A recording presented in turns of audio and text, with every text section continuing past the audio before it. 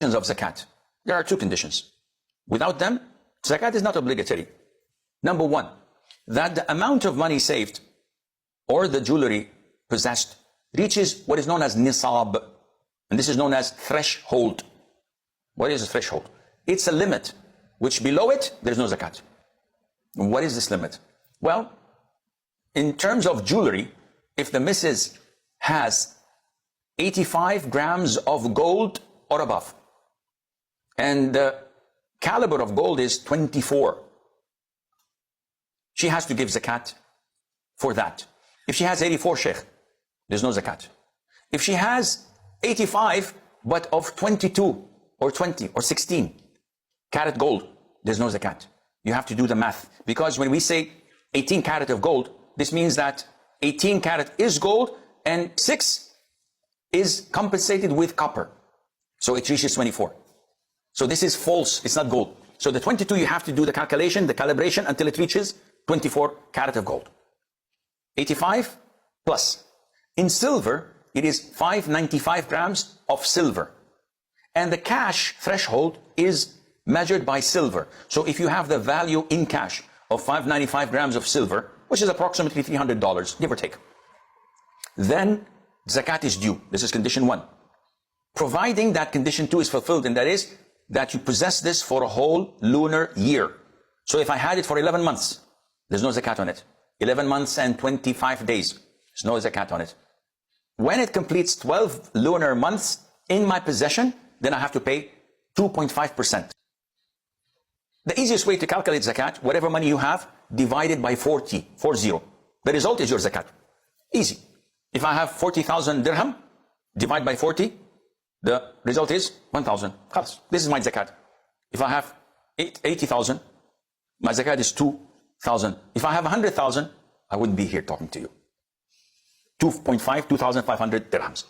Clear? Clear. Alhamdulillah. طيب. We have this tendency, everybody is giving zakat in Ramadan. Why is that? They say it is more rewardable. We want multiplication of the ajr. We want Allah to love our good deeds in Ramadan. Wait. Akhi, this doesn't work like this. Yes, Ramadan is a blessed month to give charity, not to give your due obligatory zakat. What's wrong in doing that? I'll tell you what's wrong. The poor get all their zakat in Ramadan. The coming 11 months, they're begging people for money. And this is not how it works.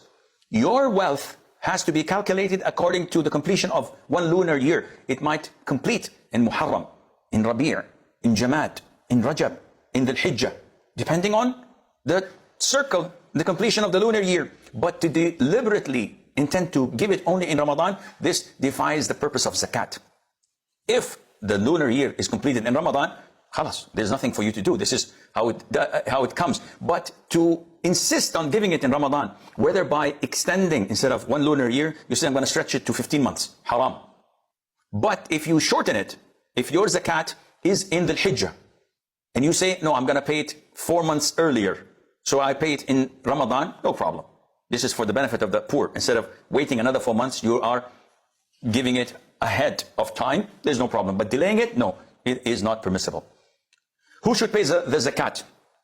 Usually women ask this question. Men never ask this question. They know that it's their obligation to pay their zakat. But women, they possess a lot of gold. And she doesn't want to pay zakat. So she asks, who pays zakat for my jewelry? Is it my husband? The answer is no. He's not obliged to pay the zakat for you. But Sheikh, I don't work. I'm a housewife. I have children. I am poor. Sister, you have 1.5 kilos of gold. What poor are you talking about? You're rich. But you are dependent on your husband to pay it every year. If he does this out of his own will, Jazakallahu khair. He's a loving husband. You should kiss his feet instead of nagging and giving him trouble. But if he doesn't want to, the person possessing the money, the person possessing the gold is responsible in front of Allah. I don't have an income, Sheikh. Sell some of the gold you have, and it's a small portion. You sell it and give 2.5% on that. Who should pay zakat al-fitr? Zakat al-fitr is something else. It's called zakat al-fitr, sadaqat al-fitr. It is not related to your possession, to your wealth. It's a different category. Zakat al-fitr is related to the charity you are obliged to give at the end of Ramadan. Time, Sheikh. When does it start?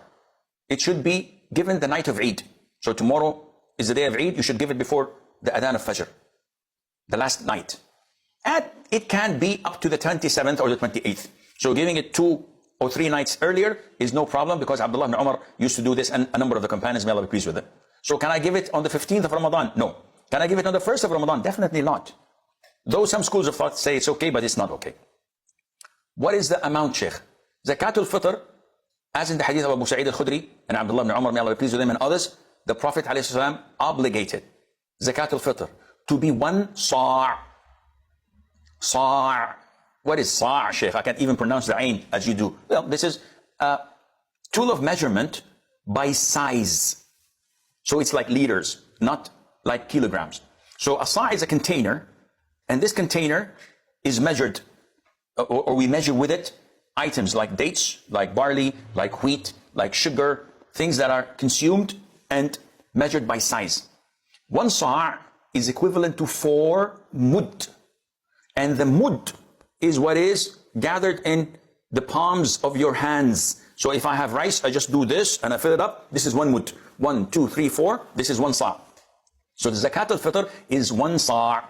If it is measured with rice, this 1 sa', when put it on a scale, it weighs about 2 kilos, 0.125 grams.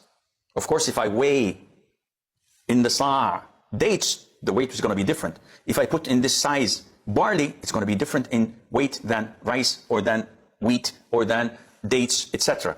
Because the size is 1, the weight is different. So usually the scholars give the weight in kilograms because this is the most common. But if they give the zakat in flour, it's different. So they have to go to the size again and check how much it weighs in flour, in barley, in corn, in whatever. Who should we give it on behalf of? Well, it's the responsibility of the father of the house, the guardian of the house, the one who spends money and puts food on the table. And he has to pay it on behalf of those who live under his roof and eat from his kitchen. So we pay for Muslims, whether women or men, whether freed or slaves, whether young or old. And this is the instruction of the Prophet ﷺ. Why do we do this? Purpose, 1, so that the poor would not need to beg on the day of Eid. So we suffice them from asking people for their essentials. Do I have to give total strangers to me? No.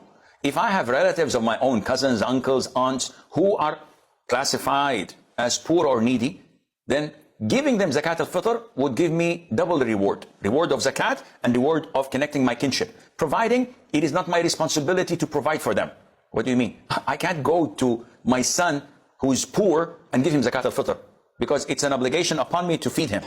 I can't go to my grandfather who is classified as needy and give him my Zakat al-Fitr, because this is my responsibility. But if a sibling of mine, a brother, who's married, and if he dies, I will not inherit him because he has children, or my father is alive and my sibling is stone broke, and I give him Zakat al-Fitr, this is valid and okay, and I get double reward. Can we give all my Zakat al-Fitr to one person who's poor? Yes. I don't have to feed, if I have 10 in my family, I don't have to feed 10 poor people. No, I can give all of our rice or wheat or whatever to one single poor person.